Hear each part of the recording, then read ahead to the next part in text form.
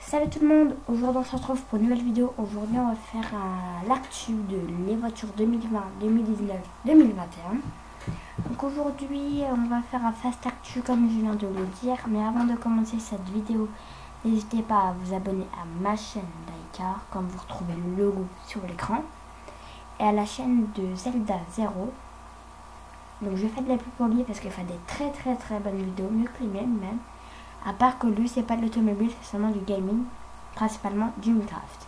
Alors n'hésitez pas à vous abonner, bien sûr, à sa chaîne, que je vais mettre sur ma chaîne dans pas très longtemps. Donc vous aurez le petit logo Zelda 0, bien sûr. Et n'hésitez pas à aller faire un petit tour, et bien sûr, à vous abonner, et à mettre des likes à ces vidéos. Après, qu'est-ce que je voulais dire? Oui, ceci sera disponible tous les mois, entre un quart d'heure et une heure de temps grand maximum. Là c'est vraiment quand c'est les gros mois. Je ferai ça une fois par mois parce qu'à tous les mois il y a des nouveautés, tous les constructeurs, enfin tous les constructeurs, il y a toujours un nouveau concept car qui se ramène. Donc on fera ça assez souvent. Et quand je le ferai pas, je dirai dans une vidéo que je le ferai pas. Voilà, je préfère le dire, que vous n'attendez pas la vidéo, qu'elle sorte pas. Donc on va commencer cette vidéo à partir de maintenant. Alors, on va commencer bien sûr avec la nouvelle Audi A3. Alors, l'Audi A3, c'est en fait, comme beaucoup auront remarqué, une Golf, comme sur la première Audi A3, une Golf Premium en fait. C'est une Golf Premium.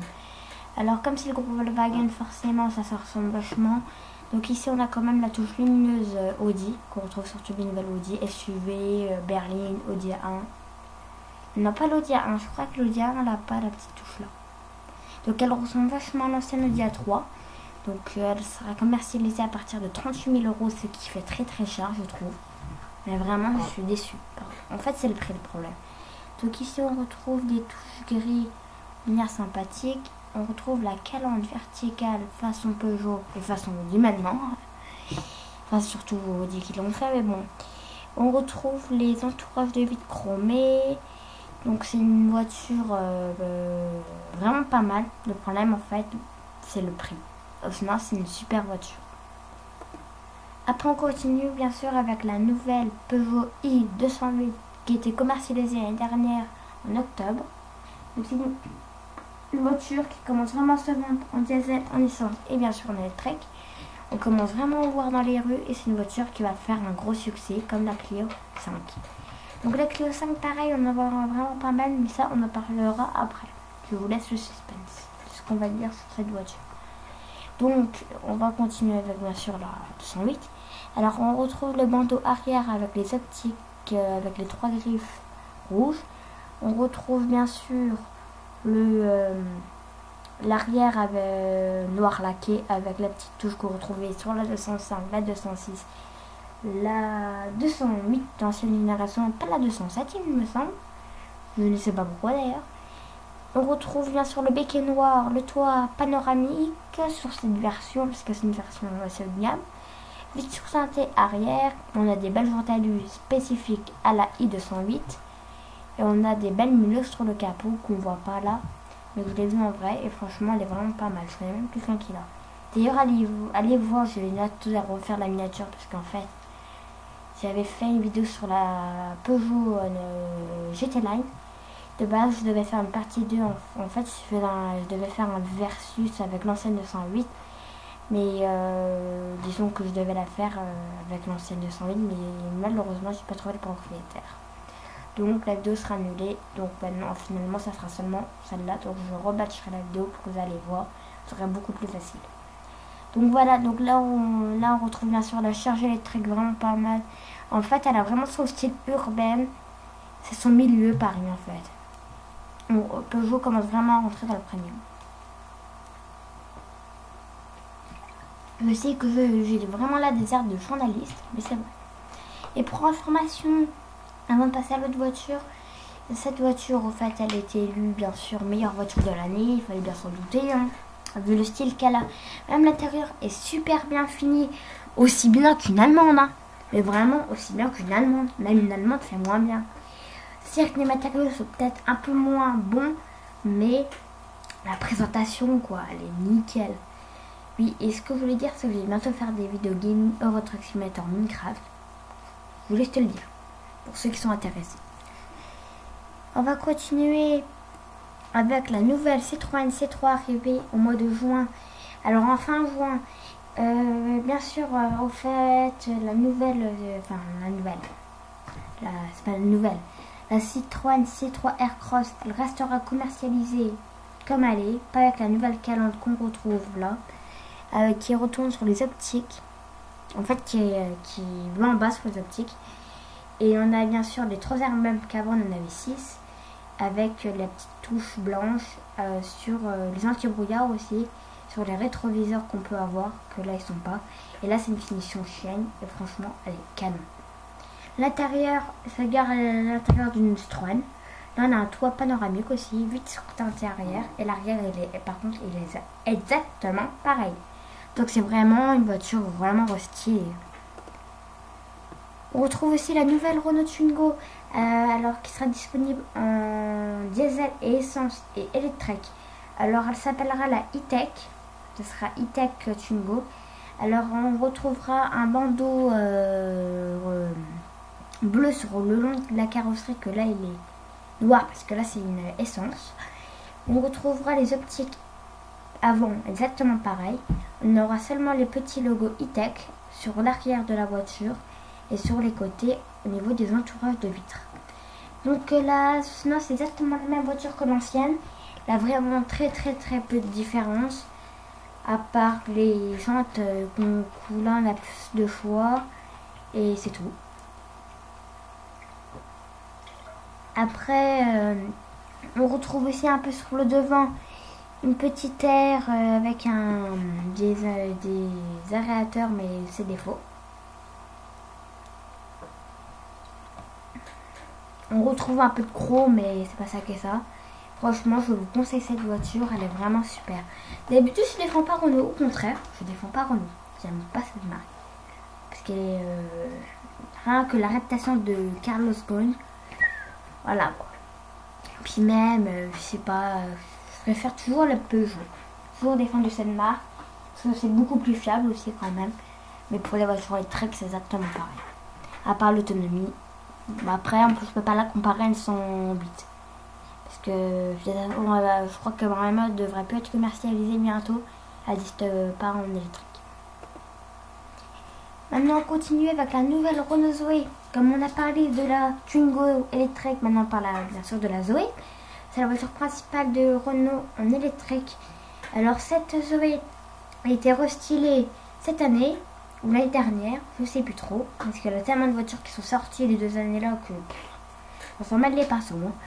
Donc on retrouve quasiment la même voiture que celle de 2012, parce que la Zoé était commercialisée à partir de 2012. C'est une des premières voitures électriques. Vraiment la toute première c'était en 2011, la Nissan. Je sais plus le nom, mais c'était vraiment pas très beau. Et la Zoé a continué, et puis après tous les constructeurs ont suivi. Ça s'est vendu comme t'es belle la Zoé. Malheureusement quoi, en fait tu sais que c'est une voiture électrique, c'est ça qui est un peu dommage. Donc on retrouve la signature lumineuse, pas qu'on retrouve sur toute la gamme, mais spécifique à la Renault Zoé. Donc on retrouve pas le C, il y a seulement les Zoé qu'on n'a jamais laissé, je pense, en forme de C. Enfin après on peut quand même dire qu'il y a un C là, finalement. Mais pas comme sur le reste de la gamme, comme sur la Clio, le Capture, etc. Après, on retourne chez Citroën avec la nouvelle Citroën Ami. Alors, la nouvelle Citroën Ami sera commercialisée à partir de 6-7 000 €. Les chiffres changent tous les jours, donc c'est compliqué d'avoir un prix. Donc, la Citroën Ami sera disponible aussi à partir de 19,99 € par mois. Donc c'est une voiture 100% électrique sans permis. Donc c'est super comme voiture. Je pense que c'est une voiture qui va vendre comme des pelles, qu'on va retrouver partout en ville. C'est une voiture en fait économique. On retrouve les vitres qui s'ouvrent pas en entier, mais en 2 parties comme sur la 2 chevaux. Les jantes, par contre, on a beaucoup de configurations. Par exemple, les portes, elles s'ouvrent pas du même côté. Donc ça, moi je suis pas trop fan, mais pourquoi pas. Donc c'est vraiment économique. Donc allez voir Automoto, regardez les vidéos, comme ça vous aurez toutes les informations sur la voiture. D'ailleurs, moi je pense que au mois de août, je ferai une vidéo sur cette voiture. Après, on continue avec la nouvelle Citroën C4 qui va bientôt arriver sur le marché. Alors, la nouvelle Citroën C4 retrouve les optiques arrière façon Citroën, pas vraiment, mais bon. Enfin, en fait, l'arrière, c'est ça qui est dommage sur cette voiture, il est pas très beau. C'est brouillon, quoi. Mais l'avant est super beau, je tiens à le dire. On retrouve le petit aileron qu'on retrouvait sur la C4 coupée rallye d'ailleurs, WRC. On retrouve aussi la vitre, comme ça, qu'on retrouve sur l'ancienne, justement rallye. Un toit panoramique ouvrant, on peut avoir énormément d'options sur cette voiture. Elle est disponible en 100% électrique, en hybride rechargeable, en diesel et en essence. Voilà. Pareil, pas mal de configurations, un airbag seulement. Voilà. Donc c'est une voiture vraiment pas mal. Je ferai un test quand la voiture sera disponible en concession. Je vous ferai une vidéo détaillée. Si je trouve quelqu'un qu'on a une. Enfin, j'essaierai de faire une vidéo cette année, avant 2021 si possible. Après, on va continuer avec la nouvelle Golf 8. Alors, la nouvelle Golf 8, comme j'ai dit, c'est sur une base de Audi A3. Enfin, Audi A3 c'est sur une base de Golf 8, enfin inversement. Alors la Golf 8 est pas du tout comme sur photo, je tiens à le dire. Je l'ai vu en vrai, franchement c'est pas terrible. C'est pas terrible du tout. C'est plus fade en vrai. C'est pas beau. Et la même finition. Alors cette voiture sera bien sûr disponible en hybride rechargeable. En finition GTI qui devrait arriver prochainement ou qui est déjà arrivé mais je suis pas au courant alors et etc. Après on va continuer avec le nouveau Renault Captur e-tech, donc qui veut dire électrique. Enfin là c'est hybride, ça n'existe pas qu'en électrique, enfin, je crois qu'il va même pas exister.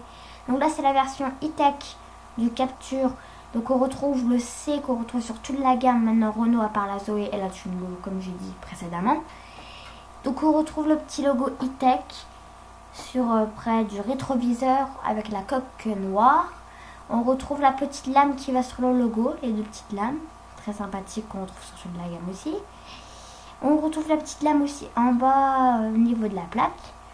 Donc c'est une voiture vraiment pas mal, pareil. 84 normalement configuration en tout avec le toit, les rétroviseurs et les bas de caisse il me semble, je suis pas sûre. Un truc de ce genre là. Donc c'est vraiment ça le plus par rapport au 2008. Hein. Après justement on va passer au 2008 GT Line pas électrique parce qu'il existe en 100% électrique par contre celui-là. Alors la Peugeot 2008 est 2000 € plus cher par contre. Enfin ça dépend des prix. Automoto on dit que c'était 2000 € plus cher. Et j'ai regardé moi-même c'était 2000 €, non 3000 € moins cher le Peugeot que le Captur. Franchement je sais pas trop pourquoi. Voilà. Donc je dis pas les prix. Parce que je sais pas les vrais prix en fait. Parce qu'en fait ça change apparemment tous les jours. On préfère rien dire que dire n'importe quoi. Hein.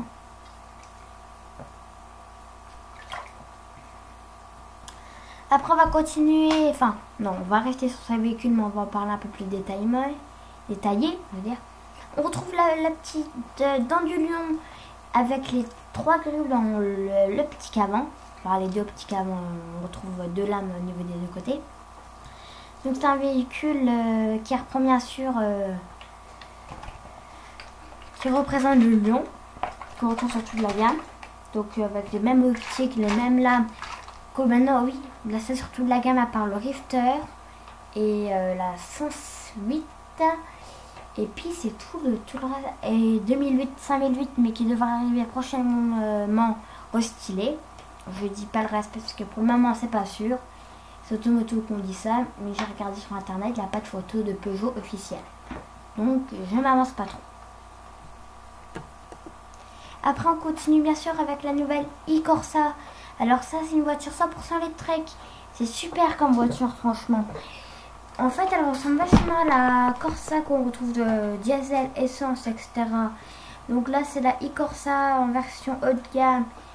Donc Corsa I, je veux dire. Corsa I ou Corsa, je sais plus trop. Donc je m'excuse si je dis n'importe quoi. Donc on retrouve des petits anti-brouillards bien sympathiques. On retrouve une belle signature lumineuse qu'on trouve sur toute la gamme Opel, je crois. Dites si je dis n'importe quoi d'ailleurs.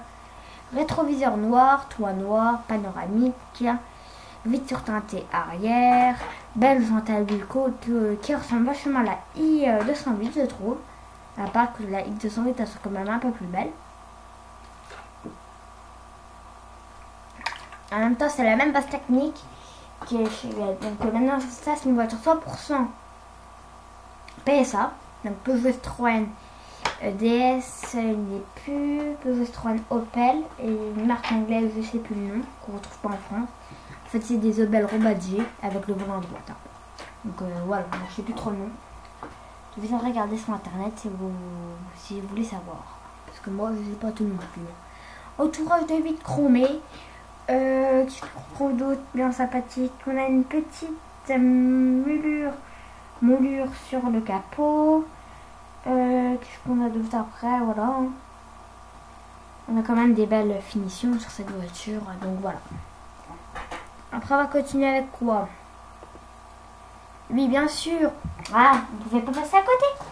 La nouvelle Peugeot 308 GT Line. Donc c'est une voiture qui va être stylée en 2021 à partir de 22 000 €. C'est les chiffres annoncés par le constructeur. Donc l'arrière, on retrouvera bien sûr le bandeau noir qu'on retrouve sur toute la gamme Peugeot. Donc on aura le beau bandeau noir avec les 3 griffes sur les feux arrière. On retrouve bien sûr un avant pour les connaisseurs de Peugeot, comme sur la nouvelle 508. Ce qu'on a remarqué avec c'est exactement les mêmes optiques. Alors on trouve bien sûr la griffe la dent du lion, je veux dire la griffe de lion. N'importe quoi. On retrouve des belles jantes assez grosses. Donc voilà, pour le moment c'est pas trop de choses sur ce véhicule, donc je m'avance pas trop parce que j'ai pas envie de dire n'importe quoi. On retrouve par contre la même attelage comme sur toute la gamme, super bien. Après on va continuer bien sûr avec la nouvelle Renault Clio 5, on ne pouvait pas passer à côté, on a parlé de la i208 donc on est obligé de parler de celle-là. Elle sera seulement disponible en hybride rechargeable et pas en 100% électrique, ce qui est vachement dommage. On retrouve coque de carrosserie noire, on retrouve la touche lumineuse en forme de C. L'arrière c'est une Mini Mégane. Donc cette voiture a été commercialisée juin l'année dernière. On retrouve deux petites lames qu'on retrouve sur toute la gamme, comme j'ai dit précédemment. Une petite lame aussi en bas. Donc là c'est une finition RS Line. Donc ça se voit. Hein. Donc là c'est vraiment la belle finition. Donc voilà, c'est la fin de cette Fast Actu. Donc dites-moi si ça vous a plu, si j'en refais un bientôt. Et si vous avez des nouvelles idées. Ou si d'ailleurs vous avez une voiture à me présenter et que vous habitez bien sûr dans les Vosges. Pas très loin de Cap Avenir Vosges, ça serait pas mal. Donc donnez-moi rendez-vous. Contactez-moi sur Facebook. D'ailleurs Facebook Dylan Axer. Vous pouvez m'ajouter. Bientôt j'aurai un compte Instagram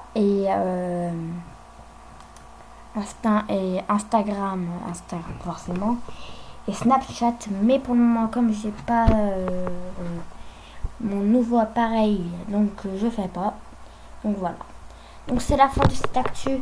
Donc si elle vous a plu, n'hésitez pas à vous abonner et à aller bien sûr sur la chaîne de Zelda 0 et puis on se retrouve bientôt. À plus les amis. Bye bye.